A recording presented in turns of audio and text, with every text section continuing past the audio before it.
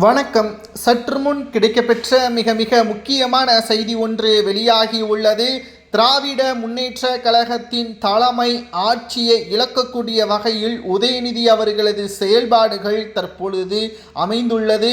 சேப்பாக்கம் தொகுதியில் உதயநிதி அவர்கள் விரட்டியடிக்கப்படுவார். சுமார் 35,000 ஓட்டுகளுக்கு மேலாக நீக்கப்பட்டிருப்பதன் காரணமாக 2026 சட்டசபை தேர்தலில் உதயநிதி தனி பெரும்பான்மையுடன் அங்கு வெற்றியடைய முடியாது என்ற தகவலும் கிடைக்கப்பெற்றுள்ளது. மக்கள் திமுகவை வெறுத்துவிட்டார்கள். உதயநிதி செய்த தவறுக்கு ஒட்டுமொத்த தமிழக மக்களும் முதற்கட்டமாக சேப்பாக்க தொகுதி மக்கள்தான் உதயநிதியை தோல்வியடைய வைப்பார்கள் என்ற தகவலும் தற்பொழுது கிடைக்கப்பெற்றுள்ளது.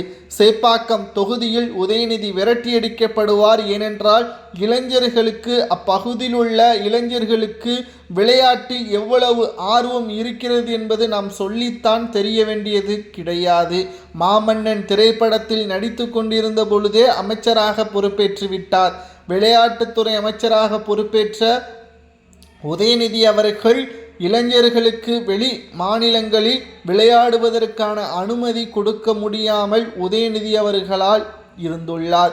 மாமன்னன் ப்ரமோஷன் பட வேலைகளில் ஈடுபட்டதன் காரணமாக இவர்களுக்கு உதவ முடியவில்லை என்பதை அவரே மேடையில் பேசியிருப்பார்.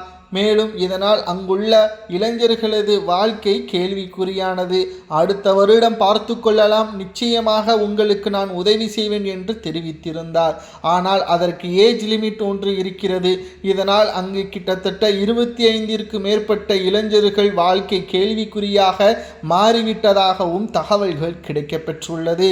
இந்த நிலையில்தான் உதயநிதி அவர்கள் நிச்சயமாக சேப்பாக்கம் தொகுதியில் போட்டியிட்டால் ஏற்கனவே 30,000 ஓட்டுக்கள் நீக்கப்பட்டுள்ளது.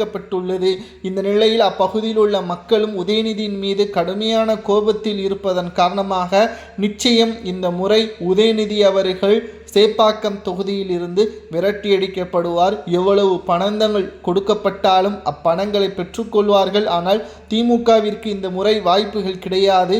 சேப்பாக்கம் தொகுதியில் விஜய் அவர்கள் யாரை களத்தில் நிறுத்தப் போகிறார், அவரது பின்னணி என்ன என்பது இன்னும் ஒரு சில நாட்களில் வெளியாகும். களத்தில் இறக்கக்கூடிய வேட்பாளர்கள் படித்தவர்களாகவும் மக்களுக்கு சேவை செய்யக்கூடியவர்களாகவும் இருப்பார்கள் என்று தாவேகாவின் தரப்பிலிருந்து தகவல்கள் கிடைக்கப்பெற்றுள்ளது. சரி, உங்களது கருத்துக்களை கூறுங்கள். சேப்பாக்கம் தொகுதியில் உதயநிதி வெற்றியடையலாமா, அவர் நல்லதுதான் செய்தாரா என்பதை மனசாட்சியுடன் கமெண்ட் வாயிலாக கருத்துக்களை பதிவு செய்யுங்கள். இதுபோன்ற அரசியல் செய்திகளை தெரிந்து கொள்ள நமது சேனலுக்கு மறக்காமல் சப்ஸ்கிரைப் பண்ணிருங்க.